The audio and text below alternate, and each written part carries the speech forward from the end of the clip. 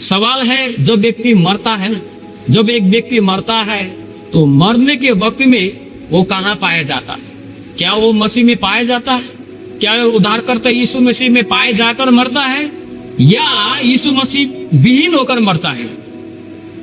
आज जब एक विश्वासी मरता है, नियम बताने वाले आते हैं। कोई कहता है 3 दिन में अंतिम प्रार्थना करना है, कोई बोलता है 1 सप्ताह में अंतिम प्रार्थना करता है, कोई बोलता है जहाँ उसका पति को गाड़ा गया पत्नी को भी उसी जगह गाड़िए, कोई बोलता है कफन अंदर करो सफेद वाला, काला बाहर करो, कोई बोलता है काला अंदर करो सफेद बाहर करो। बहुत सारी बातें बताने वाला आता है। हाँ, ये भी जरूरी है, ये सारी बातें भी जरूरी है, लेकिन एक व्यक्ति कहाँ मरा, उसका दफन कैसे किया गया, उसका दफन कैसे सम्मान के साथ में किया गया है, नहीं, क्या उसको इज्जत के साथ में दफनाया गया, उसको दफनाने वाला कौन था, ये बड़ी बात नहीं है। लेकिन सबसे बड़ी बात है, एक व्यक्ति मरता है तो वो क्या यीशु में मरा?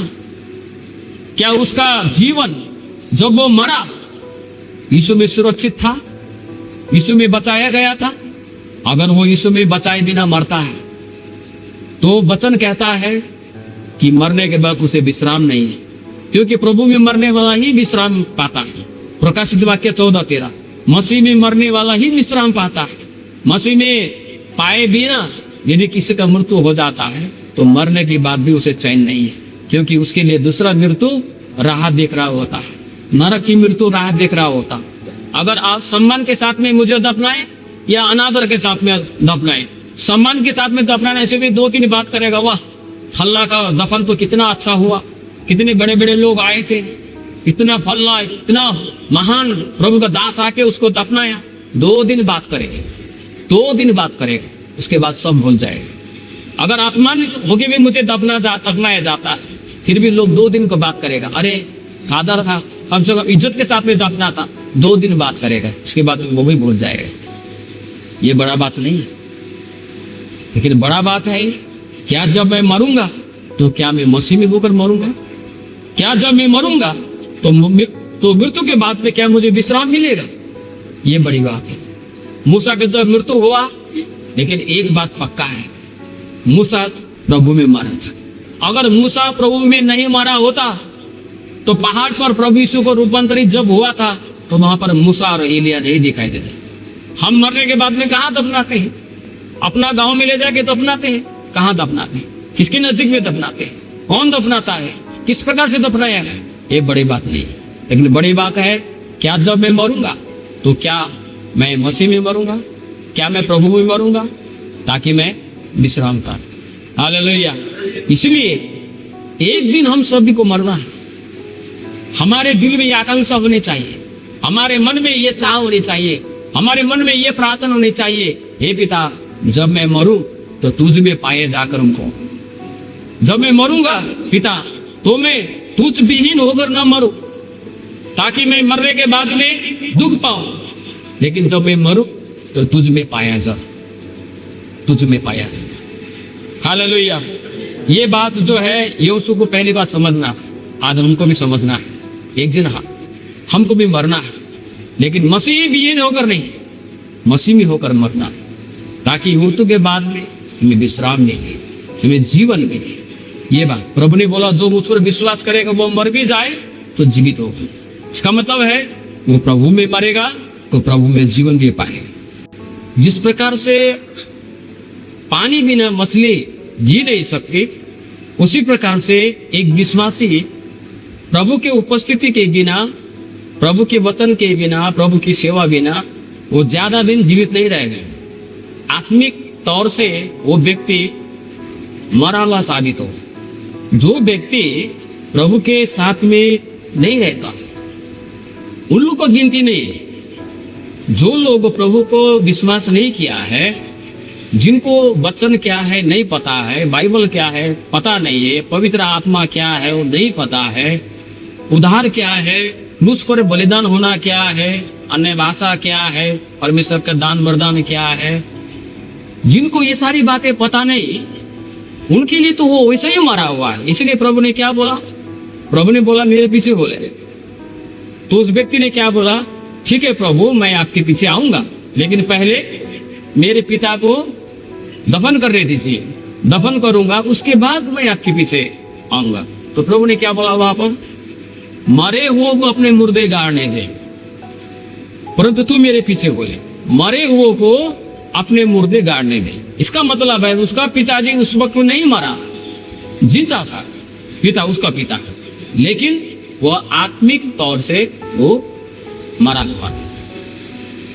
तो एक व्यक्ति जो है, जब वो प्रभु में नहीं रहता है, विश्वासी, तो क्या होगा? एक दिन ऐसा समय आएगा कि वो भले ही जिंदा रहे, लेकिन वो मर जाता है।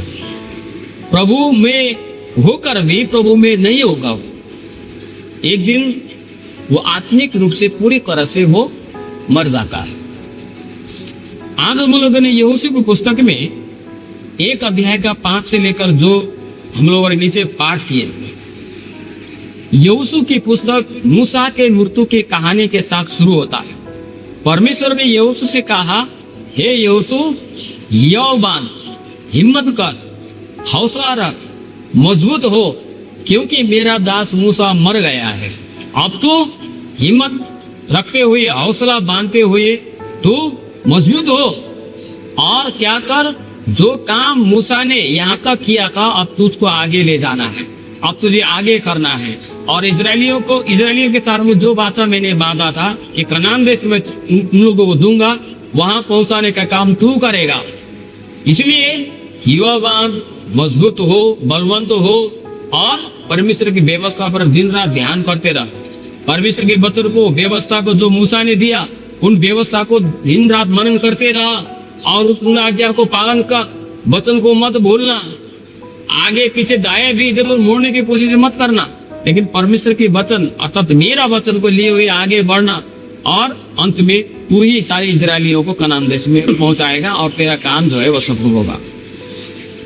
यहाँ पर कम से कम 3 बार परमेश्वर ने यहोशू को दृढ़ हो जाओ, युवा बांध, दृढ़ हो जा, युवा बांध बोल के इस बात को बताया।